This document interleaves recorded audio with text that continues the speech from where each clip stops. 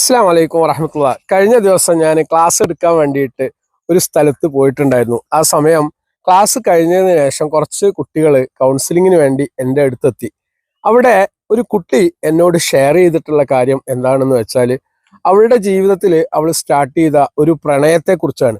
ആ പ്രണയം എന്നുള്ളത് ഒരു തെറ്റാണ് എന്ന് ആ കുട്ടിക്കറിയാം. കാരണം കല്യാണത്തിന് മുമ്പ് പ്രണയിക്കുക എന്നുള്ളത് ഇസ്ലാം വിലക്കിയിട്ടുള്ള ഒരു കാര്യമാണ്. പ്രത്യേകിച്ച് മതപരമായിട്ടുള്ള മൂല്യങ്ങൾ പഠിക്കുന്ന ഒരു സ്ഥാപനത്തിലാണ് ആ കുട്ടി പഠിച്ചുകൊണ്ടിരിക്കുന്നത്.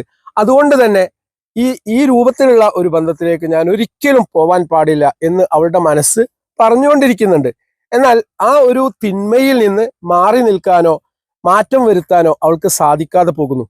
പ്രിയപ്പെട്ട രക്ഷിതാക്കളെ, നമ്മളൊക്കെ മനസ്സിലാക്കേണ്ടത്, കൗമാരത്തിലുള്ള നമ്മുടെ ആൺകുട്ടികളും പെൺകുട്ടികളും ഇത്തരത്തിലുള്ള പ്രണയങ്ങളിൽ പങ്കുചേരുന്നു, അല്ലെങ്കിൽ വന്ന് പെടുന്നു. ഈ സമയത്ത് രക്ഷിതാക്കളായ നമ്മൾ എന്താണ് സ്വീകരിക്കേണ്ട സമീപനം?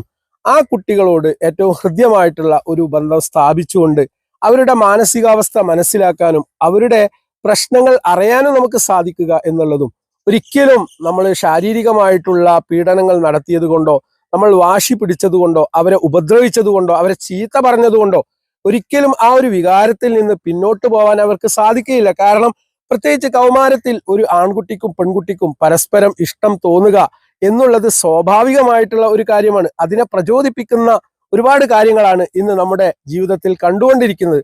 അപ്പോ ഇസ്ലാമികമായിട്ട് ജീവിതം എന്ത്, മെറിറ്റൽ ലൈഫ് എന്ത്, ഇതൊന്നും കൃത്യമായിട്ട് ഇന്ന് കുട്ടികൾക്ക് അറിയില്ല. അതുകൊണ്ട് ആ കുട്ടിയെ അത്തരം കാര്യങ്ങളെ സംബന്ധിച്ച് ഏറ്റവും ആത്മാർത്ഥമായി കാര്യങ്ങൾ ബോധ്യപ്പെടുത്താനുള്ള പരിശ്രമങ്ങളിൽ നിരതരാവുക എന്നുള്ളതും അവരോട് കാര്യങ്ങൾ നല്ല രീതിയിൽ അവതരിപ്പിക്കുക എന്നുള്ളതും തന്നെയാണ് അതിനുള്ള പരിഹാരം.